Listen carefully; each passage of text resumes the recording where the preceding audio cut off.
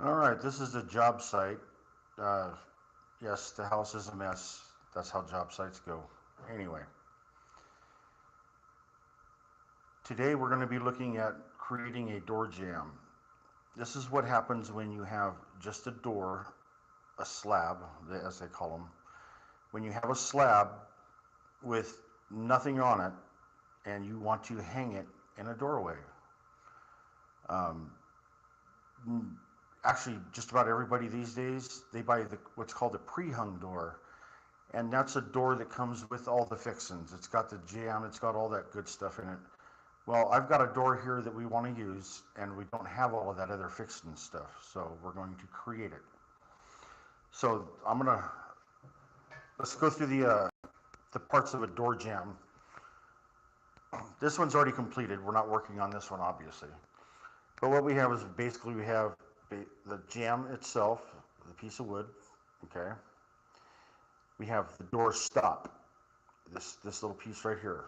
This is a door stop. Its main purpose is, let me get it over here, we're all familiar with. When you shut your door, it stops. Pardon the lighter, I'm not trying to turn the place down. It stops the door so it doesn't overextend it and go beyond. So the door stop is very critical. The last part of the door jamb assembly is, well, I ain't got there's no contrast here, darn it. You have the door casing. This is the part on the outside. This is the outside of the door. It seats up against the wall. And what this does is this provides the finish. This makes it look finished. So let's look at this stuff before all that fancy stuff goes into it. So what we have here, hold on. This is what's known as a rough opening. Let me back up a little bit here for you. Now the rough opening is just, that's what it is. It's rough. It's kind of roughly there. Now let's look at the rough opening before all this fancy stuff goes on. And this is why we put all this fancy stuff on here. You've got the edges of the drywall exposed, which is yucky. You can't have that. That's considered finished. Then now you have your stud framing. This is your 2x4 stud. And then on the inside, outside, or on either side, you also have another exposed edge of drywall. So what we're going to do is we're going to finish this and make it look much prettier. Now, there's a few things you got to consider when hanging a door. First thing is where is it going and what do you want it to do? So obviously you want it to open and close, but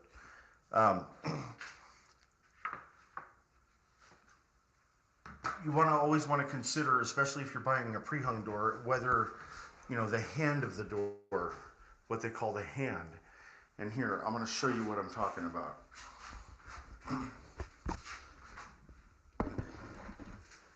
Sit you down, and that's the last time that thing's going to move. So the hand of the door, how you determine the hand is where the hinges are. So we already know that the hinges are going to go on this side here because we're going to want that door to open up inside this room, which is the bathroom, and it'll be going inside. So what you always want to do is just simply put your back where the hinges go. The hinges are going to be here. Right hand door. Right hand inside. Now let's say if we're on an outside wall of a building or something like that, and you put your back up against the hinges, well, sometimes you want that door to open to the outside. That's a different setup. That'll be we're using this as an example, that would be a left hand outside opening. So there's a couple different ways of ordering a door and all that stuff. Here it doesn't really matter because we're actually constructing this from the ground up. Like I said, a lot of times you can buy that pre-hung door systems, and it's a much better thing, but this guy, he had a door, he wants to use it. So, yeah, it's a lot cheaper and quicker just to get the pre-hung, throw it in down, nail it in, and it's over with. So, another thing that's very important is, since we're doing it like this, this rough opening, this is what it is, it's the rough. This rough opening has to be really, really spot on. I mean, really close to the exact dimensions, you know, our finished dimensions. It's very important, because if you're too wide, you're going to have big gaps, and it's just, it's all bad from that point. Then you got to use a lot of shims and all that stuff. If it's too narrow, when you get all this stuff assembled, your door's not going to fit in the hole. So on this one here, what happened was it's just a little bit too wide. And what I've had to do, and I just kind of set this up a little bit already in advance, I had to get me some plywood and, you know, rip it down with the table saw to the same exact size of the stud, which is 3.5. These are 2x4s, and they're not really 2x4. It's 1.5 inches by 3.5. That's what it really is. So I've ripped down the pieces of plywood and I stacked them on top of each other to get this dimension more proper, so I don't have to use 5 feet of shims. You know, I'm exaggerating the numbers. So I've already nailed these two pieces in. This has to extend all the way from the floor to the top of the door. I have this extra piece here that I'm going to go ahead and I'll chop it and I'll go ahead and install it. That way we can all see what I'm doing. So what you want to do here, you want to have your handy dandy pencil handy. Just kind of give an idea. And you can scab this stuff in, you can piece it in. It's fine because nobody's ever going to see it. This is all going to get covered up by our fancy work that we're getting ready to do. So I need 2 pieces that long. I just happen to have a chop saw right here. It's out of the frame, but trust me, it's here. Let me go ahead and cut this.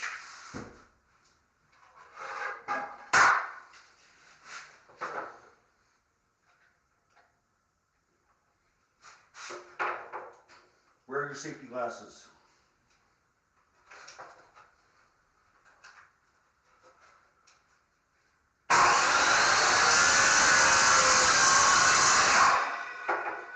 Now we need 2 of these, so I'm just going to go ahead and use the measurement of the first one to cut the second one.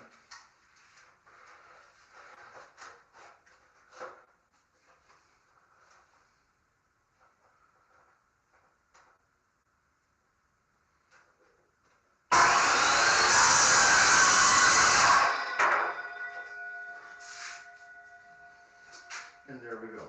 We have 2. So I'm going to go ahead and nail these in so our rough opening will actually be the correct size now.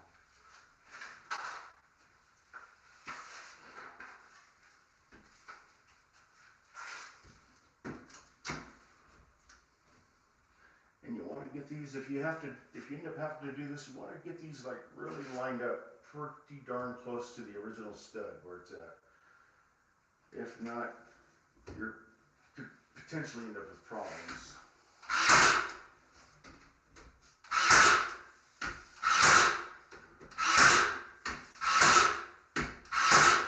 I'll tell you what, these battery operated nailers, they're pretty good. This one isn't mine. I would never buy a Ryobi. I'm strictly a Milwaukee guy. Like this here, this is my little impact tool.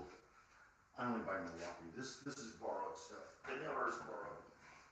So okay, so we've got our rough opening to the correct size now. Over here on this side, which will be the hinge side, this is the part of the door jamb that's actually going to take all of the weight of the door. So from this point, well, from the time that when we install that door and actually hang it here, this will forever, until this house gets torn down or you take it off or whatever, this will forever support the weight of the door. So it's very important that when you install your trim fixings and all that stuff, that you have to do it in a secure fashion. Some people will actually put shims behind this, and that's what was going to happen here if I didn't put these up. We were going to have to shim this and this. And so by putting these up, I've eliminated those shims, which allows me to mount this directly to the stud, which is very important because you need stability, and it needs to, have durability as well. So I'm going to go ahead and nail this one in. And for right now, I'm just going to tack it using the tack hammer. I think the tack hammer's out of tacks.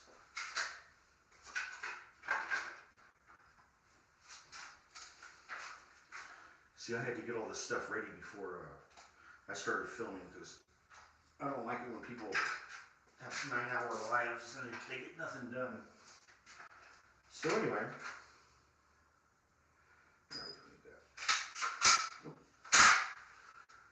we're going to go ahead and just tack this one into place. And by the way, I'll talk about this piece that I'm actually using right here. This is something that we never did before. We never used this stuff before. Because we always went and got our raw lumber and used our saws and stuff like that. And we cut the pieces that we needed. Well, nowadays they sell it as a little package.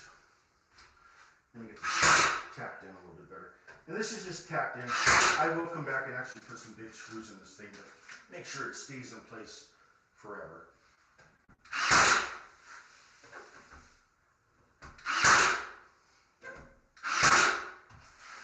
All right.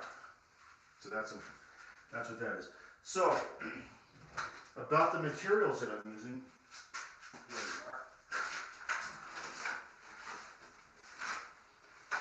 The door jamb kit.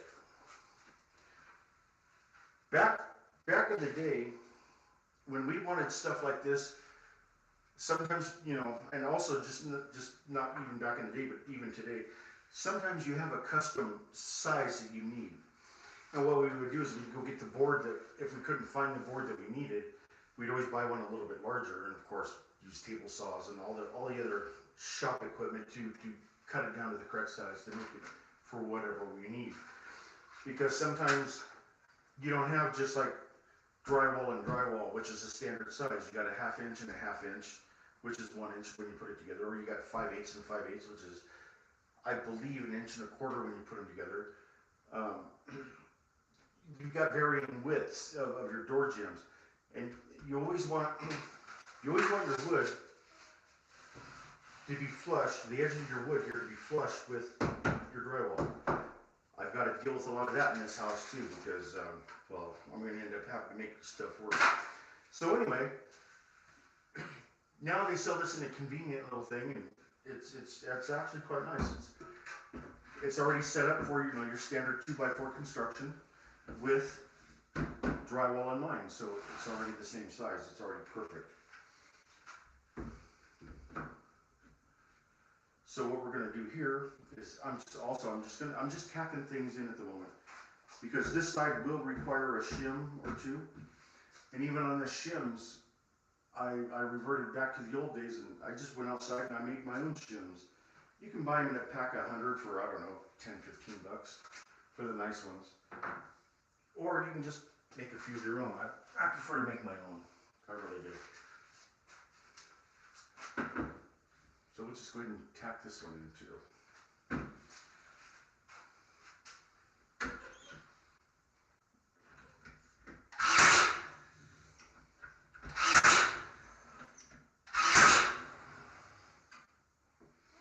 You always want to check as you're going along here and make sure you're still like that.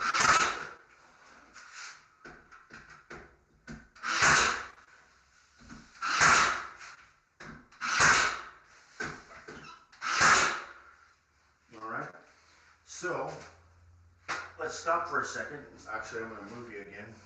Let's take a look at what we've done. So we have our hinge side, which is firmly seated up against the 2x4 stud. And it still doesn't look finished. It just kind of looks plain and yucky. But we're getting there. It's one step at a time, okay? And then over here, because I had to have the little spacers or the little additional, now we have a gap here. This gap, it's not a big deal. Because again, we'll take it back to this one here. That's what the door casing, I don't have any contrast here, you can't see it, damn it. That's what the door casing does. That's this fancy piece that goes on the outside. That covers that gap. So, That's that. Now we're going to move on to the top piece. This is a piece that spins across the top. Let me sit you back over here.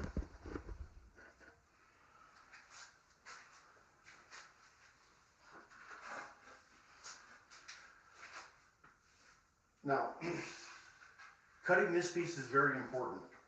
You want this piece to match your door. The door I'm going to hang here is, they call it a 28-inch door. I've actually measured the door myself, and the door is 27 7/8. So you're going to need a little bit of a gap on both sides of that door in order for it to, for the corners of it to be able to clear your door jamb. Actually, furrow. I've measured this out. And remember, we're going to end up having to shim this side, and that's why I only tacked it in there. So when if I have to pound a shim in there to close that gap to make that door look pretty, I can still do it. If I'd have used big heavy screws and all that stuff, it becomes a pain in the ass at that point. So I measured the door, and I'm going to go ahead and cut this board. I already marked the board, what size it needs to be. Yeah, we'll see how far off that rough opening is. Hopefully I didn't fuck it all up. But don't worry, because it's only wood. When you fuck wood up, shit, a little bit of Bondo, everything's fine. You fix it right up.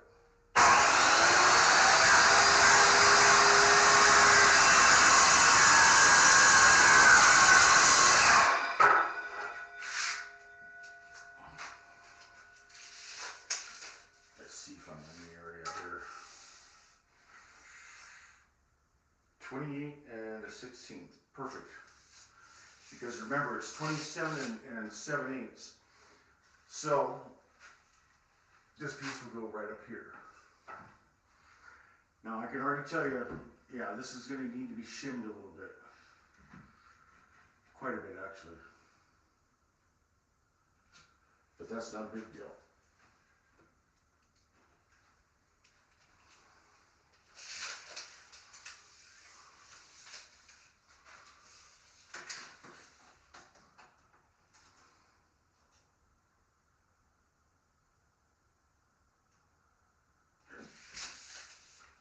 That's it. All right, use my little ladder here.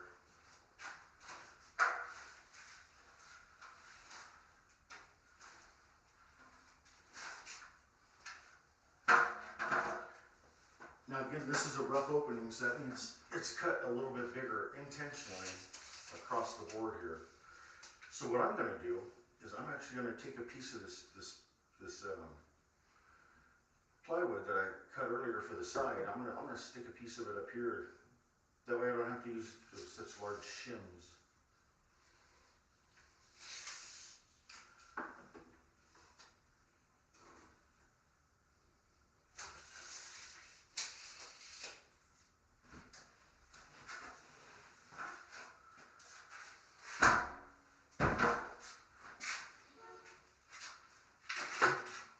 Somebody's outside.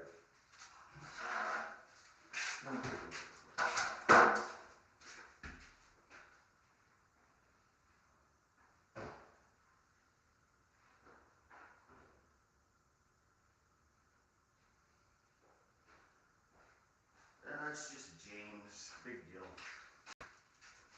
That's alright, I'm almost done here anyway. Oh, now somebody's calling me. I hope that didn't fuck my live up.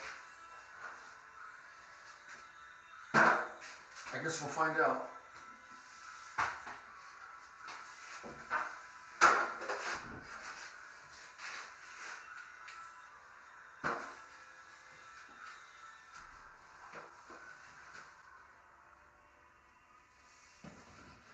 And they're going to call me again. Why? Because I don't always answer my fucking phone. Because when I'm busy, I'm busy. Some of us have a job. But yeah, I'm filming. I'm doing a live right now. You want to come in and introduce yourself so the world can see who you are? Oh, I think I scared him off.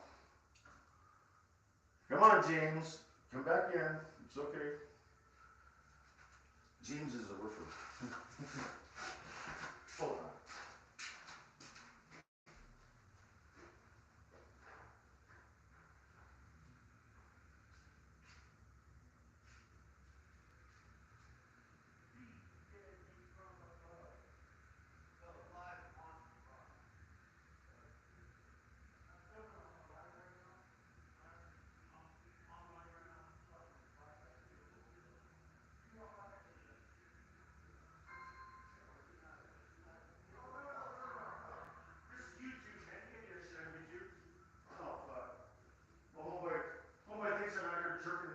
Jerking my meat to fucking porn over some shit. No, that's not the way it works. Anyway, so I will have to get into another video at some time, and I'll show you guys how to make shims. And here's what a shim is. A shim is a tapered piece of whatever. It could be wood. These happen to be wood, and they're tapered. So that means the further you stick it in, the tighter it gets. Well, we don't think like that.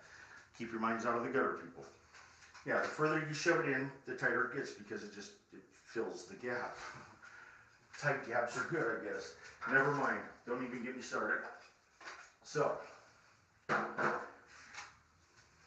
got a nice shim right there and a nice shim right there. I'm going to go ahead and just nail these things in. And that'll be it. Because I don't have the hinges for the door yet, so I can't really cut that in yet. And you don't want to put the stop on until you get the door kind of set in place. There's my nailer.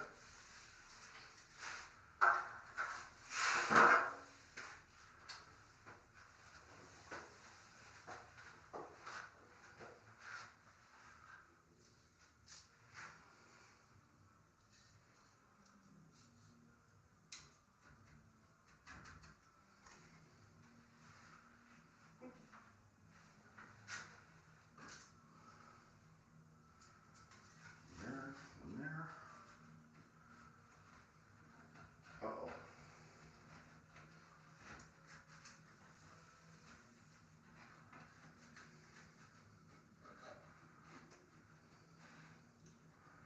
And there we go. We're going to tack this in.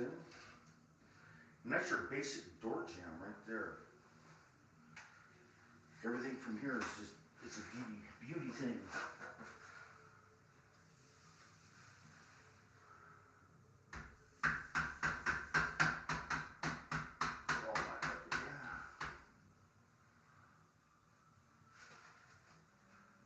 Dudes out there listening to Slayer. One of my more favorite bands. Everybody needs a little bit of Slayer once in a while. And there we go, that'll hold us over. So anyway, I appreciate you all for sticking around if you stuck around. Thanks for stopping by, because I know you stopped by, whether you clicked off and went away or not. Oh well, thanks for the view.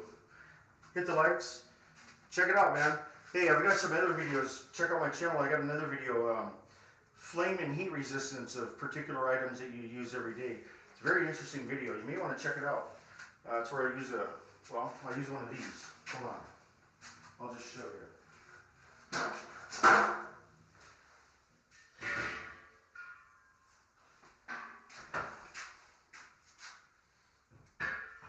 It involves one of these. Torch. So just a little, I don't know, teaser for you. So I go out in the backyard and I'm this one I actually did an ice chest and I did a baby car seat. I did some flame testing on them. You'd be surprised at the results. One of those. Yay. All right, everybody. Enjoy the rest of your week. Have a good one. Thanks for watching.